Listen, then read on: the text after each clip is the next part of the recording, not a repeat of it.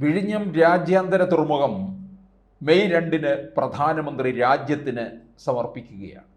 എന്തായാലും വളരെ വളരെ സന്തോഷകരമായ ഒരു കാര്യമാണ്. തിരുവനന്തപുരത്തുകാർ ഏറെക്കാലമായിട്ട് കാത്തിരിക്കുന്നതുമാണ്. തിരുവനന്തപുരത്തിന് നിരവധി MPമാരുണ്ടായിട്ട് ഇത്രയും കാലം എന്തേ വൈകിയത് എന്ന് ആരും ചോദിച്ചു പോകും. തിരുവനന്തപുരത്ത് നിന്ന് ജയിച്ചിട്ടുള്ള ഒരു MPമാരും ഒരു കാലത്തും തിരുവനന്തപുരത്തെ വേണ്ട രീതിയിൽ സംരക്ഷിച്ചില്ല എന്നുള്ളതാണ്. വന്നു നിന്ന് ജയിച്ച് കാര്യം നേടിപ്പോകാനുള്ള ഒരിടമായിട്ട് മാത്രമാണ് തിരുവനന്തപുരം പാർലമെൻറ്റ് മണ്ഡലത്തെ കണ്ടിട്ടുള്ളത്. അതുകൊണ്ട് തന്നെ എന്തു പറ്റി?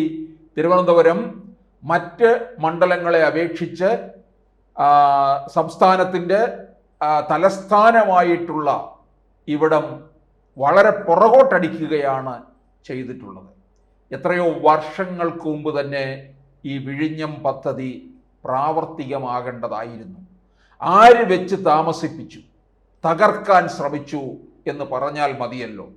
തിരുവനന്തപുരം നന്നായി കാണണമെന്ന് ആർക്കും താല്പര്യമില്ല. ഇപ്പോഴത്തെ MP-യായ ശശി തരൂരിന് പോലും, ശശി തരൂർ 4 തവണയായിട്ട് ജയിച്ചു പോയ മണ്ഡലമാണ്.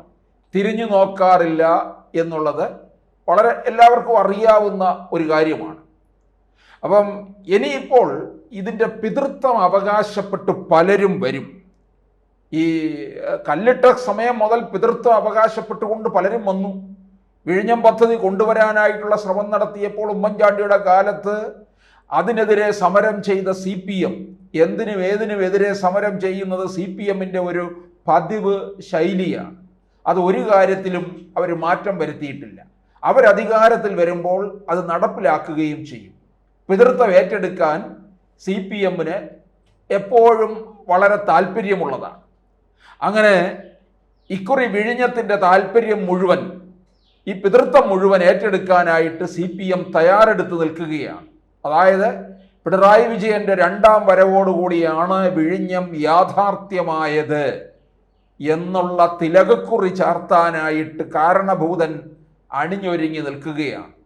പ്രധാനമന്ത്രിയാണ് അത് ആ തുറമുഖ ഉദ്ഘാടനവുമായി ബന്ധപ്പെട്ട് എത്തുന്നത്. രാജ്യത്ത് അതിപ്രധാനമായിട്ടുള്ള ഒരു യുദ്ധസമാനമായിട്ടുള്ള ഒരു സാഹചര്യം നിൽക്കുമ്പോൾ പോലും പ്രധാനമന്ത്രി നമ്മുടെ രാജ്യത്തിൻ്റെ വികസനത്തിൻ്റെ ഒരു കുതിപ്പായ വിഴിഞ്ഞം തുറമുഖത്തിന് വേണ്ടി എത്തും എന്നുള്ളത് ഉറപ്പായ കാര്യമാണ്. അതിനു മുമ്പ് സംസ്ഥാന സർക്കാർ അവിടെ വേണ്ട തരത്തിലുള്ള കാര്യങ്ങളെല്ലാം തന്നെ ചെയ്തു തീർക്കണം. അതിൻ്റേതായ വിലയിരുത്തൽ നടത്തണം. അവലോകന യോഗവും ഒക്കെ തന്നെ നടത്തേണ്ടതുണ്ട്. കാരണം പ്രധാനമന്ത്രി പങ്കെടുക്കുന്ന ഒരു ചടങ്ങാണ്. അതുകൊണ്ട് തന്നെ പ്രധാനമന്ത്രിയും ഔദ്യോഗിക രംഗത്തുള്ളവർ, അതിൻ്റെ തലപ്പത്തുള്ളവരെല്ലാവരും തന്നെ വിഴിഞ്ഞത്ത് എത്തുകയുണ്ടായി. കഴിഞ്ഞ നാളുകളിൽ പിണറായി വിജയൻ പോകുന്നിടമെല്ലാം തന്നെ കെട്ടി എഴുന്നള്ളിക്കുന്നുണ്ട് ഭാര്യയെയും മകളെയും കൊച്ചുമകനെയും.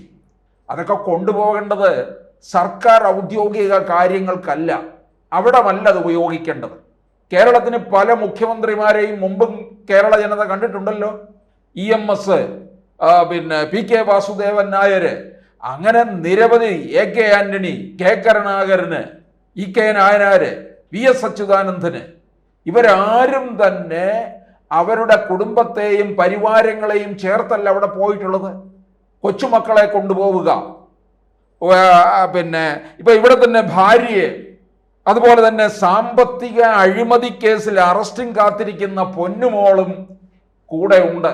അവലോകന യോഗത്തില് മീറ്റിങ്ങിൽ കയറിയിരിക്കുകയാണ്. പിന്നെ അപ്പൂപ്പന്റെ മോൻകുട്ടൻ എടുത്ത് മടി വെച്ച് ഉമ്മയും കൊടുത്തു വെച്ച് അവിടെ ഇരുത്തിയിട്ടുണ്ട്. സർക്കാർ ഉദ്യോഗസ്ഥന്മാർ അവിടെ നിന്ന് ദാസ്യപ്പണി ചെയ്യുകയാണ്. ഓച്ചാനിച്ച് നിന്ന് കൊച്ചുമോന്റെ വായിലോട്ട് ബിസ്ക്കറ്റും തള്ളി കൊടുക്കുകയാണ് ചെയ്യുന്ന കാഴ്ചയാണ് കണ്ടത്.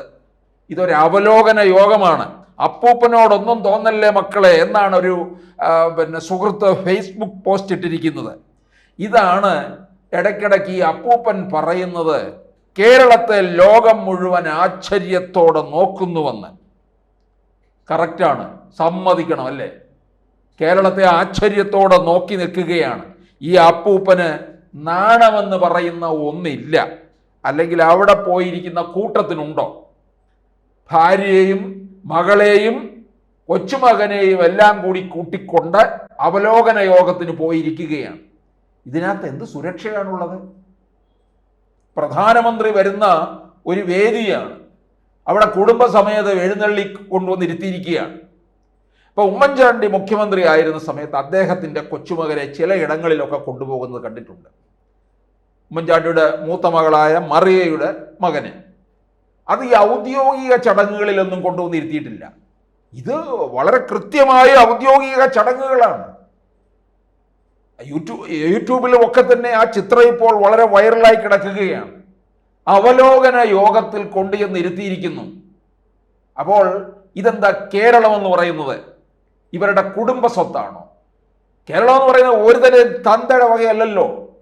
ഇത് കേരളത്തിൻ്റെ ജനങ്ങൾക്ക് അവകാശപ്പെട്ടതല്ലേ.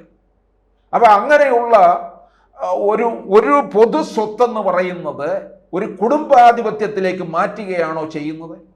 അടിയന്തരാവസ്ഥക്കാലത്ത് ഇന്ദിരാഗാന്ധിയുടെ മകൻ സഞ്ജയ് ഗാന്ധി ഇന്ദിരാഗാന്ധിയുടെ കസേരയിൽ കയറിയിരിക്കുകയും അവിടെ വേണ്ട തരത്തിലുള്ള തോന്നിവാസങ്ങളൊക്കെ നടത്തുകയും ചെയ്യുന്നത് നമ്മൾ കേട്ടിട്ടുണ്ട്. ഇതും അതിനെ പോലെ തന്നെയാണ്. ഇന്ദിരാഗാന്ധിയെയും അടിയന്തരാവസ്ഥയും സഞ്ജയ് ഗാന്ധിയെയും ഒക്കെ എതിർത്തവരാണല്ലോ ഈ CPM-കാർ. ഈ CPM-കാരാണോ ഇത്തരത്തിലുള്ള ഈ ചെയ്തികളൊക്കെ ചെയ്യുന്നത്? ഒരു നാണവുമില്ലാതെ ഉളുപ്പുമില്ലാതെ കുറെ ഉദ്യോഗസ്ഥന്മാർ ഈ കൊച്ചുമകന് ചുറ്റും നിന്ന് കിന്നരിപ്പിക്കുകയാണ് ചെയ്യുന്നത്. ഇത് ഒരു പ്രധാനമന്ത്രി വരുന്ന രാജ്യത്തിന് സമർപ്പിക്കുന്ന ഒരിടമാണ്. അതിൻ്റെ അവലോകന യോഗമാണ്. അതിൻ്റെ അവലോകന യോഗം എന്ന് പറയുന്നത് വളരെ കൃത്യവും വളരെ രഹസ്യ സ്വഭാവത്തോടു കൂടിയതുമായിട്ടുള്ള കാര്യങ്ങളാണ്. അതൊന്നും തന്നെ ഇവർ പാലിച്ചില്ല എന്നുള്ളതാണ്. എന്താ ഈ മുഖ്യമന്ത്രിയുടെ കുടുംബവും കാര്യങ്ങളും അതൊക്കെ അങ്ങ് ക്ലിഫ് ഹൗസിലിരിക്കട്ടെ.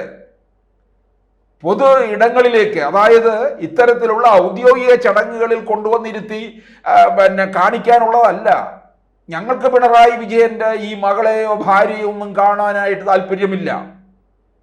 അതിനൊന്നുമല്ല നിങ്ങളെ വോട്ട് ചെയ്ത് വിജയിപ്പിച്ചത്. അത് ഈ കേരളത്തിലെ ജനങ്ങളോട് ചെയ്യുന്ന ഏറ്റവും വലിയ തെമ്മാടിത്തരത്തിൻ്റെ അങ്ങേയറ്റമായിട്ടുള്ള ഒരു കാര്യമാണ്. ഇത് കേരളത്തിലെ ജനങ്ങളെ തന്നെ വെല്ലുവിളിക്കുന്ന ഒന്നാണ്.